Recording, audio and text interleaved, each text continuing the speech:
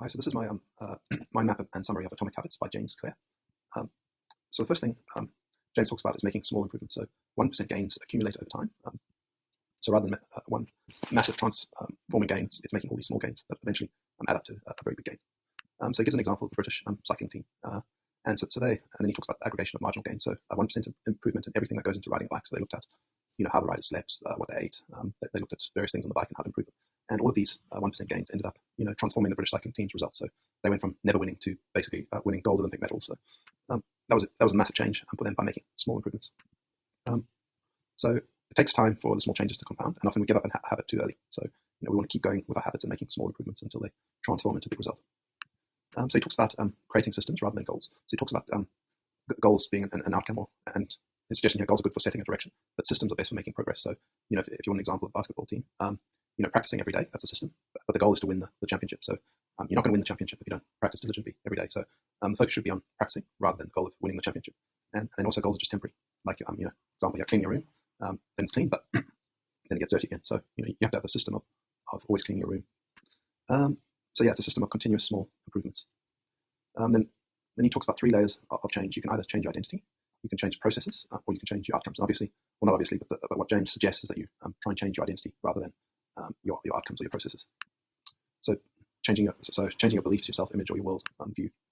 An example here is of a smoker, and changing your identity. So you can be a smoker that says, I'm trying to quit, or you can say, I'm not a smoker. So that's changing your identity. So a couple of examples of this. The goal is not to read a book, but to become a reader. The goal is not to run a marathon, but to become a runner. In terms of negative beliefs, you could say things to yourself like, I'm terrible with directions, I'm not a morning person, I'm always late. So it's really about changing your identity around these items. So you could say, you could want to start a habit of getting up early in the morning. So the first thing you want to start is by tackling this belief if you had it that I'm not a morning person. So he talks about making, doing some small actions to prove the identity of what you want to become. So each time you write a page, you become a writer. And each time you practice the violin, you're a musician. So you want to edit your beliefs and upgrade your identity. So decide the type of person you want to be, and then prove it to yourself with small wins. So this is about creating small habits that prove that you're a writer or a musician or a runner, whatever the identity it is that you want to become. So another way to think of this is start with the goal and work backwards. So if you wanted to lose 40 pounds, who's the type of person that could lose 40 pounds? And then you think about the identity of that person rather than the goal of losing 40 pounds. Then who's the type of person that could learn a new language? So in terms of processes, this is changing your habits and systems, decluttering your desk, or a new routine at gym. So this is about changing what you do to get the outcome that you want, I guess. What that is, and then outcomes, as I've said, is about, these are like the goals, losing weight, publishing a book, winning a championship. So the whole concept is focus on your identity rather than the goals you want to achieve. This was an experiment with cats. So, and it's behaviors followed by satisfying consequences tend to be repeated, and those that produce unpleasant consequences are less likely to repeat it. So this is kind of a core theoretical idea about how to create good habits and how to avoid bad habits. So there's 4 steps in terms of habit creation, and they're cue, craving, response, and reward. So it's a feedback loop. So there's a cue, there's craving, there's a response, and a reward. The cue craving is the problem phase, and then the response reward is the solution phase. So, and then he has these 4 questions that you can ask within each of these areas about to basically make your habits better. So how can I make it obvious? How can I make it attractive? How can I make it easy? And how can I make it satisfying? So the first part of this is the cue. So, and then you want to make it obvious for a good habit, or make it invisible for a bad habit. So this most habits are done unconsciously. So. And then he gives here an example of a teacher moving to a corporate world and asking the teammates if they wash their hands, because the teacher was so used to being at school and telling students, have you washed your hands, that they couldn't really undo this habit that they got themselves into when they moved into the corporate world. So this example here of pointing and calling, this is a system they use in Japan for train safety, and it's significantly improved safety stats. And basically it's about calling out what you can see. So the example here for habits is you could say, I'm about to eat this cookie, but I don't need it. Eating it will cause me to gain weight and hurt my health. So you point and call out the action that you're doing that you don't want to do. In terms of a habit scorecard, this is something you can do to basically you go through your day and you summarize what you do. So you wake up, and then these equals signs here are just, waking up, there's nothing important or unimportant about it. It's just something you do. And you turn off your alarm, then you check your phone. So that would be like a negative habit that you maybe want to stop, and take a shower. That would be a positive habit. And then you go through your whole day and you basically write down everything that you do, and that becomes your starting point to work on your habits. And implementation intention is basically a formula. You can say, when situation X happens, I will perform response. So I will perform at least 20 minutes of vigorous exercise on Sunday morning at the gym. So, and then the formula here, I will behavior at time in location. So this is a way of suggesting something a habit that you want to do. So that's the habit there. And then when you also come up with a time and a location, it makes it more specific. So it's more likely that you will do it at that time and at that place. So habit stacking is something where you can say, after current habit, I will new habit. So you stack two habits together. After I pour my cup of coffee each morning, I will meditate for 1 minute. So that's how that works. Then yes, so making it specific, that relates to this implementation intention as well. And then environment. This is about just making things more obvious. So if you want to play the guitar more, leave it in the middle of the room so that you can see it. If you want to eat apples, leave them on the countertop. Don't hide them away somewhere where you can't see them. And then changing your environment can help you with your habits. So if you go shopping at a new shop, for example, you won't know where the unhealthy food is in that shop, so that can help you avoid the unhealthy food. And then separate your environments. So you want to work in your study, not in your kitchen and lounge. So you don't want to have an environment where you're doing too many things in there. You want to separate them out so you know that in your study you work, in your kitchen you cook food, etc. So the big secret to self-control is people with the best self-control are typically the ones that need to use it the least. So this is about, if you don't want to be on your phone, leave it in another room. If you don't want to play video games, hide the console so it's harder to get it out and start playing. Quit reading reviews of the latest techie if you don't want to keep buying techie stuff that you don't really need. And this was an example that James mentioned about when the US Army were in Vietnam. Most of them were addicted to cocaine, but when they came back to the US, they actually stopped that addiction. So, and this is really about the environment and what you're used to. So, in Vietnam, it was easy to get cocaine, and everyone was taking it. When they went back to the US, it was much harder. So that's how you can avoid a bad habit, by just making it hard to do. In terms of the craving, you want to make it attractive for a good habit and unattractive for a bad habit. So this super stimulus was an example of. I'll give an example in a second. So for us, it's like we crave sugar, salt, and fat because these were scarce. So we basically what it's saying is we have to make habits really attractive to keep doing them, and we can kind of tie our habits to something that really stimulates us. Like so for humans, this was an example of something that is really stimulating for us. But obviously, we don't want to be eating lots of fat and sugar and salt. So the two examples of where the super stimulus came up was one was dopamine in rats. So scientists blocked dopamine, and the rats didn't eat. They didn't have sex, and they died a few days later of thirst. So dopamine is not just pleasure, but motivation. So learning and memory, punishment and aversion, and voluntary movement. So it applies to all of these different things. And then dopamine rises before you actually take the drug or place the bet. So your dopamine rises in almost in anticipation of doing something that you really want to do.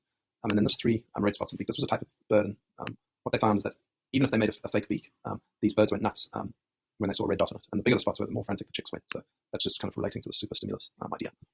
So temptation bundling with your habits is, an example could be watching Netflix. So that's something you really want to do, and exercising. And then the example here was ABC television shows on Thursday. They kind of ran this advert with relaxing, drinking red wine, and eating popcorn. So they kind of associated these satisfying things to do with watching their show on Thursday night, and that was very successful for them. So temptation bundling and habit stacking could be after current habit, I will habit I need. After habit I need, I will habit I want. So after I pull out my phone, I'll do 10 burpees. After I've done the 10 burpees, I will go on Facebook. So the thing that you really want to do is going on Facebook, but you say, okay, but before I'm going to go on there, I'm going to do these 10 burpees. So in terms of culture, and then it's close, many, and powerful, I'll discuss what those are. So the example of these chess sisters. So this was basically a family that decided they would teach their kids how to play chess. And so as their kids grew up, they just everything they did just revolved around chess. And so the youngest one became the youngest ever grandmaster and was world champion for 27 years. So the parents believe that genius is not born, but educated and trained. So that's an example of close people you hang out with help you maintain your habits. So if you're in a family that loves chess, then you're going to love chess, and that's going to you're going to play chess all the time. So the idea there is hang out with people who have the habits that you want to gain. This mini has an example of different length lines. It's very difficult to resist the mini. So this was an experiment they did when they had obvious lines that were so the lines were you had to tell which two lines were the same length, and then if lots of people came in and said two lines that weren't the same length were the same length, then it was likely that people would follow this lead rather than saying no, that's wrong. These are the two lines that are actually the same. So that's the example there. And then also we imitate those people in power. So those are some examples there. And then to stop bad habits. His example he gave here was about one of his friends who stopped smoking by reading this book called Alan Carr's Easy Way to Stop Smoking. Now, what this book had was a lot of psychology in it about basically making smoking unattractive. So it said things like smoking isn't social, you can be social without smoking. Smoking doesn't calm your nerves, it destroys them, and et cetera, et cetera. So in terms of underlying motives, they could be to conserve energy, obtain food and water, find love and reproduce. And so then he's giving examples here of, you might want to use Tinder because, you're really wanting to find someone you can go out with. Connect and bond with others, so that's maybe why you're using Facebook all the time. Win social acceptance and approval, that's why you're posting stuff on Instagram. Reduce uncertainty, that would be doing searches on Google. Achieve status and prestige, that might be playing video games. So, the underlying reason we do all these things is really, there's really an underlying motive behind them. So you want to reprogram your brain to enjoy hard habits. You get to wake up early for work, you get to make dinner for your family. So exercise, building strength and endurance, saving, have more freedom in the future, meditation. Distraction is good as it helps you get better. Pre-big event, rather than I'm nervous, I'm excited, and adrenaline will help me perform better. So these are ways that you can help reprogram your mind, I guess, to do tough habits. So you want to highlight the benefits of avoiding a bad habit. And then there's a motivation ritual. So an example here was a stretch up routine for sports. So a short routine before you do something, enjoy. you enjoy. And then the example here has 3 deep breaths and smile, and then you can use this routine in any situation. So, if you're getting frustrated by something, you can do the 3 deep breaths and smile. And because you've done that a number of times and it helps calm you down, and then calm down, you can then use this to try to help you calm down in a situation where you're stressed out, for example. In terms of the response, you want to make it easy for a good habit, or you want to make it difficult for a bad habit. So this was an example of taking action, right? So what a professor did was he gave his photography class, he split them in 2, and he said, one class you're going to just take as many photos as you can, and then the other class you guys are just going to take a small amount of photos, but you're going for the best quality. And then what ended up happening is all the best photos came from the quantity group. So actually taking action and doing is what ended up giving the best result, rather than sitting back and theorizing what would produce the best photo. So in terms of motion versus action, motion is planning, whereas action is actually doing the thing. So an example here is motion is planning to write an article, whereas action is actually writing it. So too much motion, planning, whatever, it just ends up being procrastination. So, and then the more you repeat doing something, the more you make that habit automatic. In terms of environment design, it's easy to go to the gym if it's on the way to work. Draw more, put your pencils out, eat healthy, cut up fruit and veg for the week. So you really want to think about how you can make good habits easy by changing your environment. And then you want to make bad habits hard. So you unplug the TV and take batteries out the remote.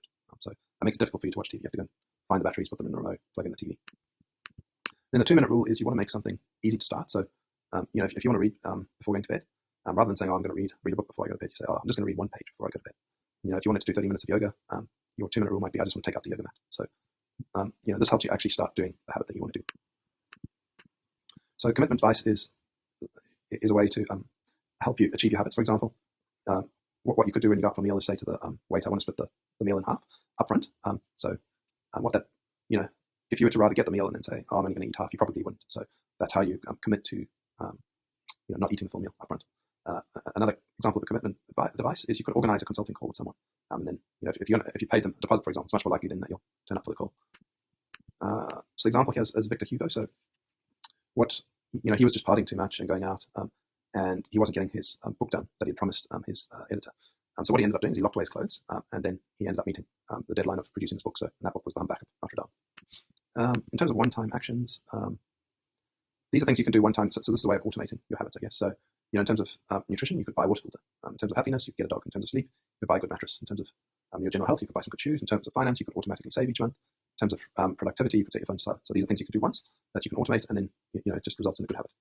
In terms of the final kind of step of this process, the reward, you want to make it satisfying for good habits and make it unsatisfying for bad habits. So, and you want to make it immediate. So if you skip a coffee, you put $5 towards buying a leather jacket, an example.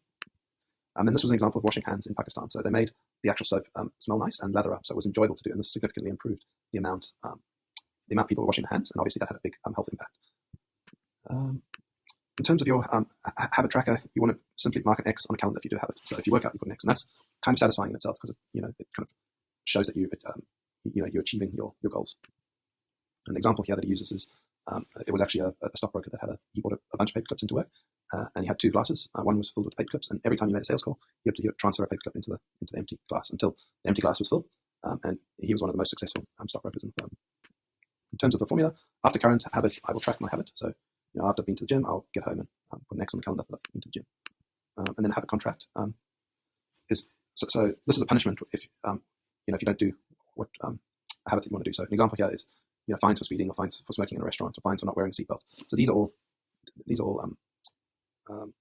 I guess punishments that we know about, that the government have set to force us to do what they want. So you can use this for your own individual personal habits. And one of the ways to do that is to have an accountability partner. So an example here that James talks about is for losing weight. So this person signed a contract with his wife and his personal trainer, and is punished. And then he set a punishment. If he didn't show up for personal training session, was he had to dress up for work, and he had to pay his personal trainer $200. And then another example here was someone who wanted to wake up early, and if they didn't wake up, they had an automated tweet at 6:10 that said, 6:10, I'm not up because I'm lazy. Reply to this message for $5 by PayPal. Limit $5, assuming my alarm didn't malfunction. So he was willing to pay people and lose $25 if he didn't get up on time. And then the final section here is all about some advanced kind of concepts. His example here is Michael Phelps, who was an Olympic swimmer, and El Gurui, I think I don't know how to pronounce that, but he was an Olympic runner. So James's point here is Michael Phelps was perfectly built. So he had short legs but a big torso. He was perfectly built to be a really good swimmer, whereas El was perfectly built to be a good runner. So he had long legs and a short torso. But very unlikely that El could be a good swimmer, and very unlikely that Michael could be a good runner. So you want to align your genetics with what you do. terms of personality, so your personality influences your behavior, and generally the different types of personality types are, you can either be curious and inventive, or cautious and consistent. You can be organized and efficient, or easygoing and spontaneous, outgoing and energetic, or solitary and reserved, friendly and compassionate versus challenging and detached, anxious and sensitive, or confident, calm, and stable. So you want to align your habits with your personality. For example, if you prefer reading romance novels, so it's non-fiction, or rock climbing versus working out at the gym, so you really want to do something that is easier for you to do, rather than I'm going to force myself to run because I think that's the sort of thing I have to do as exercise, rather than doing something interesting maybe for you, like rock climbing or something else. So this is the idea of you want to cast a wide net, and then he talks about exploring versus exploiting. So start of something. So this is in terms of doing something that you're going to be good at, right? So when you start, and you're in the exploration phase, you can try a lot of things, but then once you found something that you're really good at, you want to exploit it. So then some questions you can ask in terms of figuring out what you might be good at or really enjoy is what feels like fun to me but work to others, what makes me lose track of time, where I get greater returns than the average person, and what comes naturally to me. In terms of the Goldilocks rule, and this is an example of Steve Martin. He started comedy as a teenager, actually, and so he says I spent 10 years practicing, 4 years refining, and then I had 4 years of success. So, the example here is, it does take a long time of repeatedly doing something to get really good at it, and then the Goldilocks rule is doing something that's just difficult enough. So, so playing tennis versus a toddler or Roger Federer. Toddler would be too easy, Roger Federer would be too hard. But if you find someone just just right, or just on equal terms as you, then you'll have a good game of tennis. So that's kind of the concept here.